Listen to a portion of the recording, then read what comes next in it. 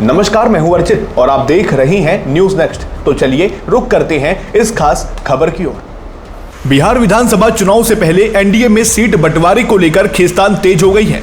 लोक जनशक्ति पार्टी रामविलास ने बिहार में 26 सीटों की मांग रखी है और खास बात यह है कि इनमें भाजपा और जेडीयू की कई सिटिंग सीटें भी शामिल हैं। दरअसल शनिवार को लोजपा रामविलास के संसदीय बोर्ड की बैठक पटना में हुई, जिसमें पार्टी ने बिहार चुनाव को लेकर अपनी रणनीति तय की है।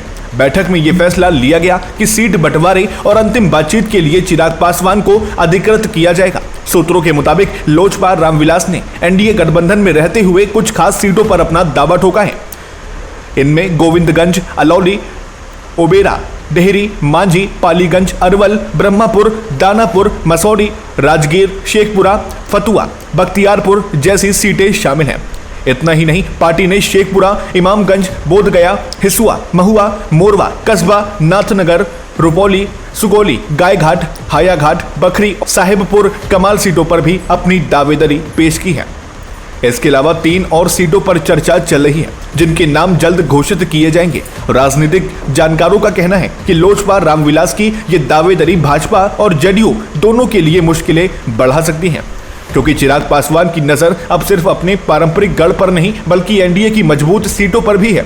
भाजपा और जेडीयू के बीच पहले से ही सीट शेयरिंग पर सहमति नहीं बन पाई और अब लोजपा की इस नई मांग से समीकरण और पेचीदा होता दिख रहा है। चिराग पासवान ने कहा कि पार्टी उन सीटों पर लड़ेगी जहां जनता उन्हें चाहती है।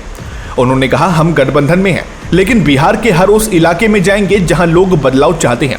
अब देखना होगा कि भाजपा और जेडीयू चिराग पासवान की इस मांग को स्वीकार करते हैं या एनडीए में फिर से सीट बंटवारे को लेकर खींचतान बढ़ेगी।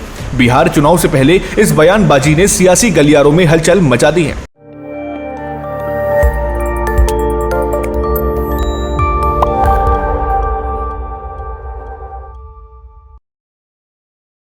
नमस्कार, मैं हूं अर्चित और आप देख रहे हैं न्यूज नेक्स्ट। तो चलिए रुक करते हैं देश प्रदेश की मुख्य 10 बड़ी खबरों की ओर।